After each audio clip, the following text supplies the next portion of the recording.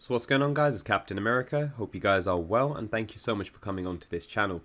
So as always, what we're going to do is start off with the match stats for this Pro Clubs game before we move over to some discussions around the Premier League results and then the Nations League that we're going to be looking forward to as well over the next coming days. So just starting off with this game, we did win this 2-1. You know, it was a great performance from the boys in which we had 51% possession. We only had 7 shots compared to 8, so it was really much counter-attacking, pressing football that we were majority of the times playing. You know, from my side of things, I had an 8.0 match rating. I had 2 assists, which I provided to X, who scored both of the goals, so he was man of the match with a 9.8 rating. But on my side, as mentioned, 69% passing, 88% dribbling. It was the first game, so it was a bit rough. But in general, glad with the result. And you know, the way that the game went, it was quite nice in terms of the goals. The first goal was a good counter-attack from Thiago on the right. And then he threw balls over to me on the wing. And then I see X running as well, passed it over to him, who then lobs it over the goalkeeper. So well done to X. And then the second goal, again, good team play, using the cam, which is very vital, let's say, in these type of games. And then myself seeing the open position that X is running in, I'm passing over to him. Emigor was getting, let's say, dealt with 2 players, so it was a bit unfortunate. But X had the space and I passed it over to him, who then converted the finish. I also had a very close opportunity in which I did run through. I got through, but then unfortunately Emigor came in the way. But it would have been a good goal if it did go through. But again, it happens. But no, do enjoy the match as mentioned, guys, before we discuss around today's topic, which is the Premier League results as well as the Nations League. But you might have noticed, you know, I haven't been posting as many long videos. You know, it's just been unfortunate that I've just been quite busy. You know, I had a 3-day weekend. The Queen passed away, so we had a bank holiday on Monday. So it was 3 days that I was just really just chilling and just relaxing. And, you know, with pro clubs being a bit more downhill lately because of the whole FIFA 23s coming around in the corner. You've got a lot of other players now playing other games. You've got Modern Warfare 2 beta just coming up as well. So it's just been unfortunate that we haven't had that many players. Even like when we've been playing opposition too, it's just been quite hard to find a full team as such. So I'm really looking forward to FIFA 23, man, pro clubs. And for now, you know, I'm just going to put it on a pause, pro clubs, until, you know, FIFA 23 is launched. But, you know, I have been playing quite a lot of seasons recently, just head to head, just the normal clubs. I started off with Germany, international, and then I realized like a lot of people or teams were playing as PSG, and I was like, okay, let me give them a go. And you know, with the PSG side that I have, I think it's just easier, man. Like literally, they've got such great vast variety in terms of their speed up front. Same with the midfield, with what I, let's say, opt for, and then the let's say the back line is again very strong as well. So for tomorrow's video, I'll be posting a seasons head-to-head match, so you do check that out and just do let me know your thoughts as well. But again, you know, I just wanted to try something different, and I haven't done seasons at all this FIFA. So when I started it, of course, I was in Division 10, but now I'm in Division 2. I think my record's around 48 wins. I've got like, I think 3 draws and then 7 losses or something like that. But again, majority of the losses that I've had, I was just so complacent on my side. So that's something that I'm trying to learn around. And again, it's so different. It's very different to play from like an individual player that you are in pro clubs to playing a fully 11 managed team. But you know, the within the pro club side of things, you know, I've always been a centre back as well as cam. So defensively, I've been playing quite well in these full 11 matches, as well as attacking wise as well. And you know, my YouTube shorts, do check those out. I have scored some really good like dribbling as well as just general team play skill goals as well. Some really good goals, in fact. So just do check those out. So yeah, guys, apologies in terms of that. You know, I haven't been posting as much. It's just been so dead, man, and like there's just so much bugs and issues on the pro club side of things, and just so much delay that I've just had enough, man. And the AIs in our team are just so awful compared to the opposition. I just don't understand how like our centre backs or the defenders that we have just don't do anything. Goalkeeper seems to love to parry it out or just give it away to like the opposition in the most random way. But I don't know. I hope Pro Clubs FIFA 23 is going to be much better because I'm just tired, man. So yeah, for now I'm going to be just posting seasons games. Maybe a bit more Pro Clubs because we did play yesterday and we did have some good games. Don't get me wrong, but yeah, this is the situation I'm going to be moving a bit away from pro clubs until FIFA 23 comes. So do enjoy the content and do let me know your thoughts and opinions. And as always, please do like and subscribe, as we're so close to around 350 subscribers. Literally, we've been growing quite well.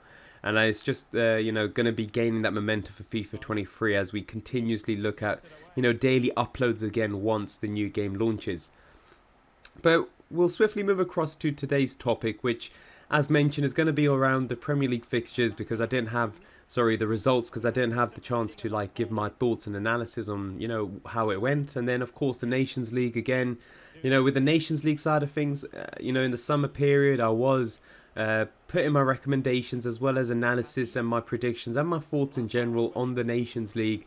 And it took a very strange turn, and I'll tell you why later on, especially for the games or the teams such as France, who's at the bottom of the table, Germany in the group of death as well. But we'll discuss that later on. But really deep diving into today's, let's say, topic as such. So, the Premier League fixtures, we had the likes of Man City versus Wolves, Man City playing away. I thought it was going to be both teams to score because, Wolves have a very strong attacking lineup, but defensively they're not strong. Like, the centre-backs that they have aren't great for Wolves. Left back is amazing, great prospect for the future. Right back, I haven't seen much of him, but that's something that's going to be interesting to see how he does adapt. Goalkeeper, he's always done very well, Jose Sarr.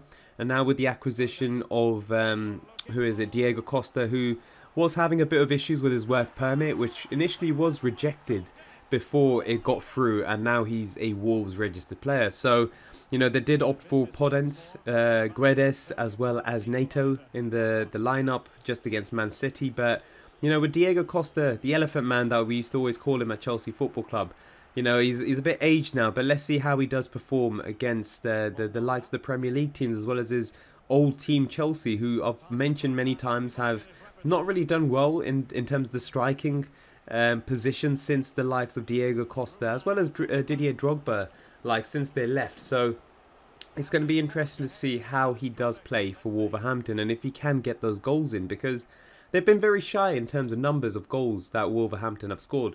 They've got a very good prospect in terms of the lineup. They've got a very strong side, but they haven't been getting as many goals as they should. So it's only going to be promising to see how that happens. But for this game, they did lose 3-0 against Man City, who have been absolutely ruthless, just in general, with everything that they've been performing at.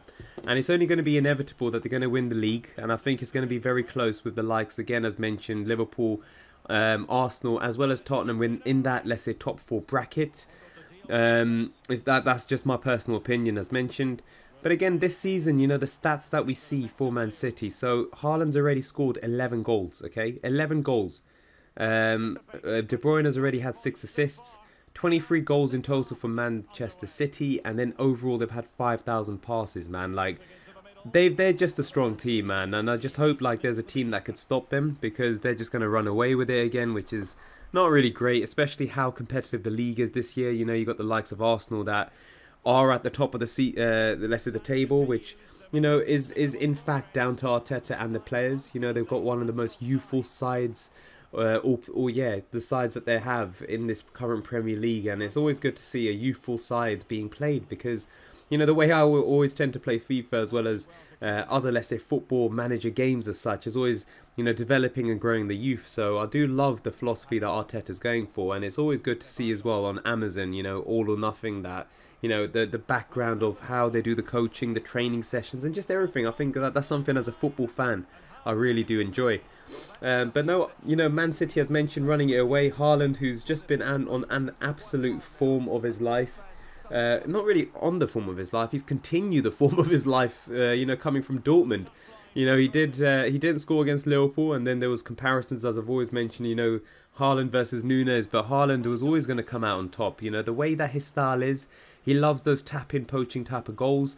His strength and physicality is something that just over exceeds what he does within his game style. And Nunes needs to do something about his aggression and his physicality, because he just gets swept away by the centre-backs.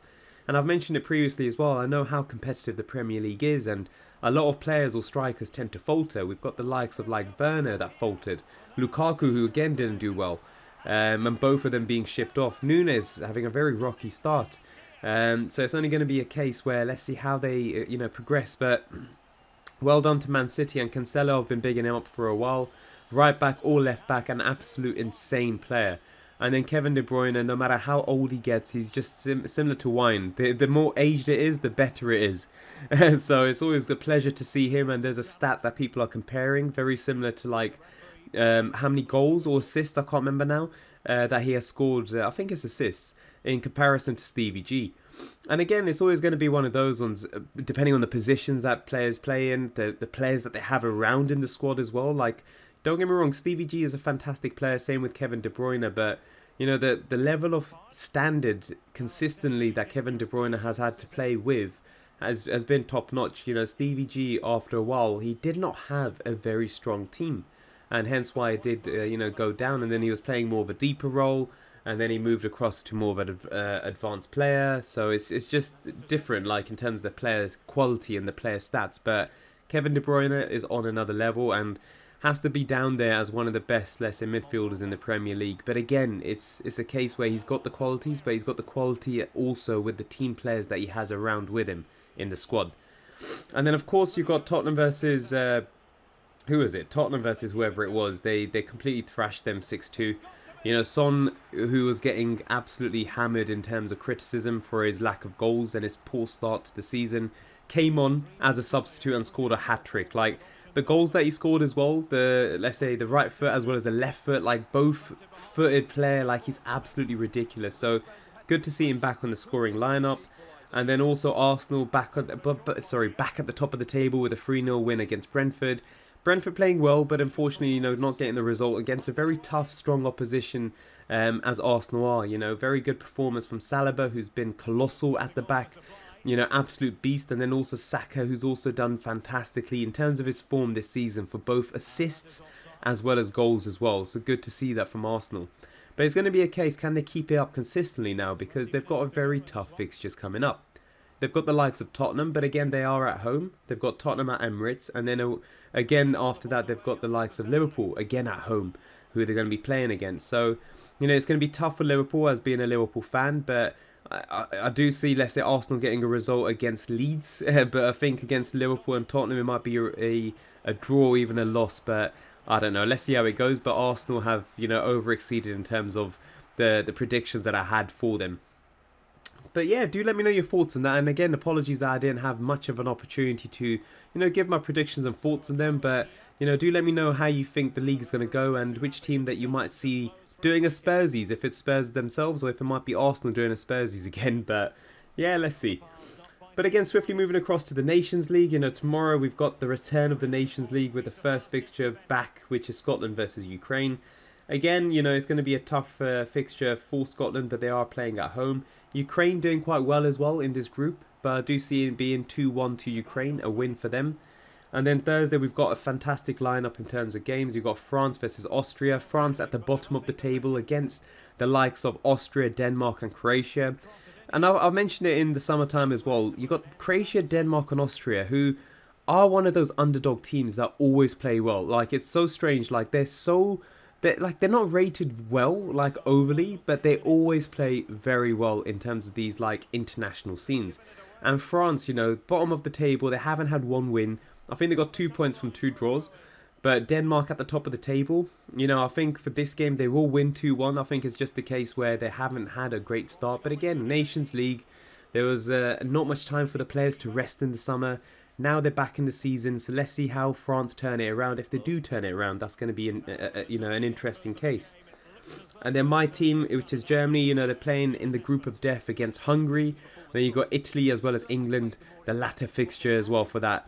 But I do see Germany winning 3-1. I think Hungary have been on an absolutely insane form in that league, or in that, let's say, table of death. You know, getting some really strong results against the likes of England as well.